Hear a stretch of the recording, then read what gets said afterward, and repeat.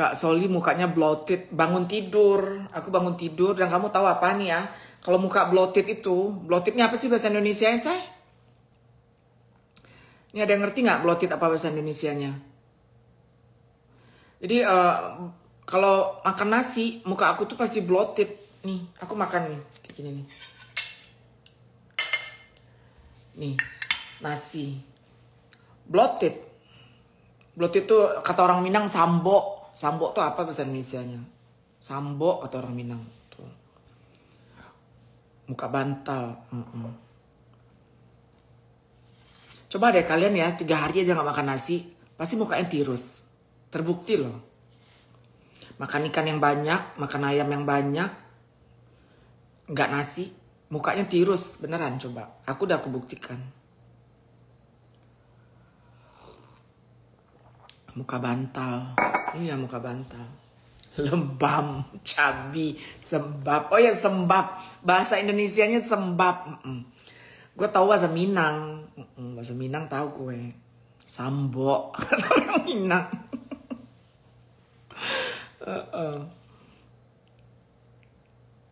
Hadapin aku lagi. So guys, hemat uni lauk pauk. Hemat lauk pauk. Jadi orang yang nggak makan nasi itu biaya makannya gede. Karena ikannya besar, ayamnya besar. Biaya makannya gede. Maka aku di rumah aku ini ayam seekor tuh bisa habis sehari sama 2 orang. Apalagi si Net anak aku tuh. Tempe segede gini. Ya, 1 orang habis sekali makan.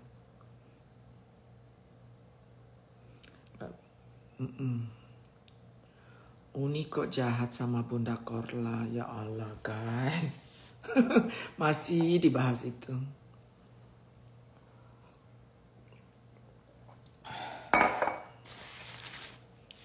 Info selebriti, terima kasih. Uni pakai hijab sesekali pasti cantik. Aku ke Turki pakai hijab. Aku ke Dubai pakai hijab. Padahal teman-teman aku ke Dubai itu pakai baju renang loh. Maksudnya seksi-seksi di Dubai itu bisa seksi-seksi. Bisa, cewek-cewek seksi-seksi di Dubai. Nah, aku di Dubai malah pakai hijab gue. Malah kebalik. Di Turki cewek cantik-cantik loh di Turki dan seksi-seksi juga gitu di Turki. Aku malah pakai hijab. Terus sampai orang Turki sendiri bilang, lu ngapain pakai hijab? Kata aku di Turki nih. Orang Turki sendiri bilang, perempuan teman aku, lu ngapain pakai gituan? Kata kita di sini nggak pakai tutup-tutupan, dia bilang gitu. Aku bilang berasa enak aja, aku bilang berasa kembali ke tahun 2000 yang lalu.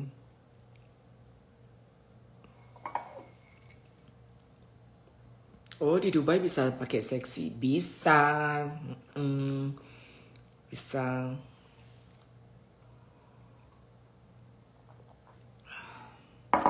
Jannah Dafren membelikan lencana $2, terima kasih.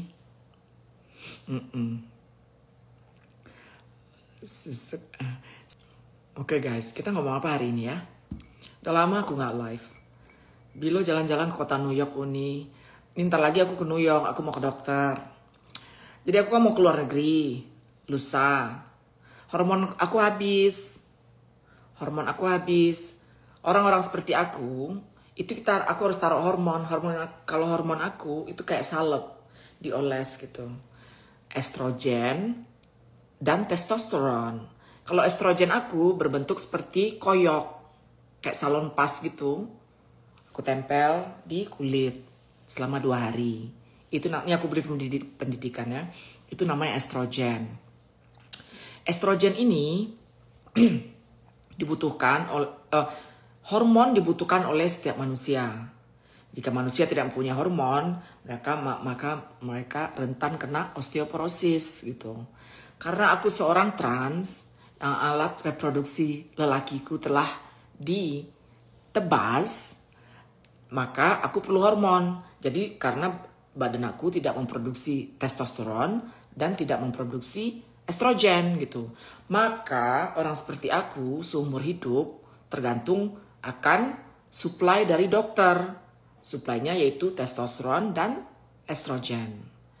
Estrogen ini kalau berbentuk pil itu bahaya. Bahaya karena bisa menyebabkan blood clot. Blood clot apa bahasa Indonesianya? Penyumbatan pembuluh darah ya. Penyumbatan pembuluh darah ya. Penyumbatan pembuluh darah ya. Itu blood clot. Makanya itu nggak aman dipakai dengan pills atau dengan suntik. Yang paling aman yaitu hormon yang memakainya seperti koyok, salonpas. Itu untuk estrogen. Makanya aku memakai yang seperti salonpas itu, kayak koyok itu. Jadi dia langsung hormon itu mengendap di bawah lapisan kulit. Jadi dia langsung menuju ke sasarannya. Begitu. Pembekuan darah, iya pengentalan darah, iya pengentalan darah. Iya, pembekuan darah. Nah, makanya cara yang aman aku pakai yang koyok itu. Dan setiap manusia juga perlu testosteron. Testosteron itu dominan adanya di cowok. Wanita sekalipun perlu testosteron. Testosteron aku yaitu yang berbentuk gel. Jadi setiap hari cuma setetes aku olesin. Udah gitu aja. Dan setiap 2 bulan aku ke dokter. Bayangin kamu ya, seumur hidup setiap 2 bulan ke dokter. Jadi itu udah kayak hari-hari aja, udah kayak kehidupan hari-hari aja gitu. Setiap 2 bulan dokter manggil, Sol, sini Sol gitu. Nah, hidup aku kayak gitu. Jadi kalau aku di Jerman, aku juga punya dokter endokrinologis di situ gitu. Nah, dokter aku yang di Jerman, dia record aku sing apa sih? Sing ini connect gitu. Record aku yang di Jerman sama record aku sama dokter yang di New York gitu. Jadi cek darah aku yang di sini, dokter aku yang di Jerman dia tahu gitu.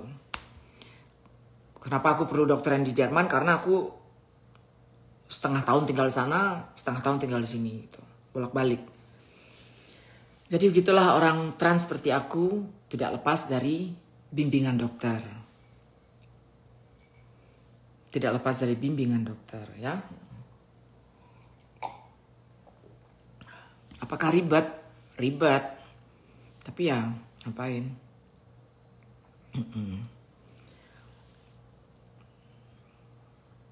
Kalau untuk usia menopause, menurut Uni apakah aman memakai hormon tablet?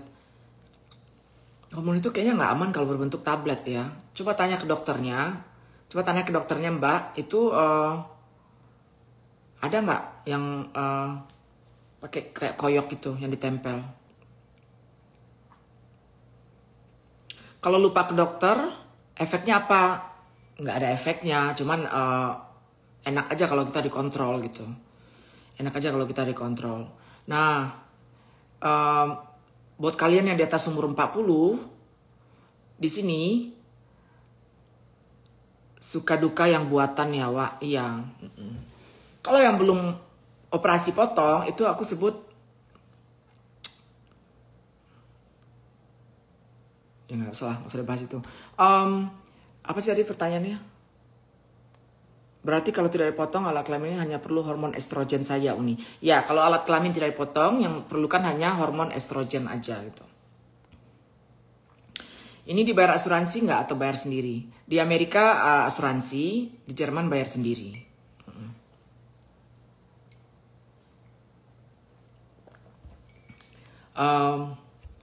Di Amerika waktu aku jadi pelayan restoran, itu berarti penghasilan aku di bawah ya, di bawah rata-rata. Itu pemerintah yang bayar asuransinya. Di New York dulu.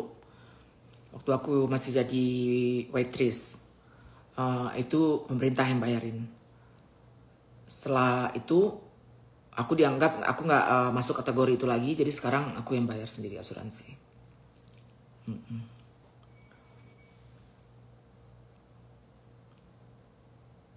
Nah, jadi orang-orang yang udah menopause itu juga di sini perlu bimbingan dokter dalam hormon gitu. Nggak tahu di Indonesia udah begitu belum? Kesadaran orang aja gitu, kalau udah menopause udah langsung ke dokter, minta ini, minta apa, ya gitu. Minta tuntunan dokter.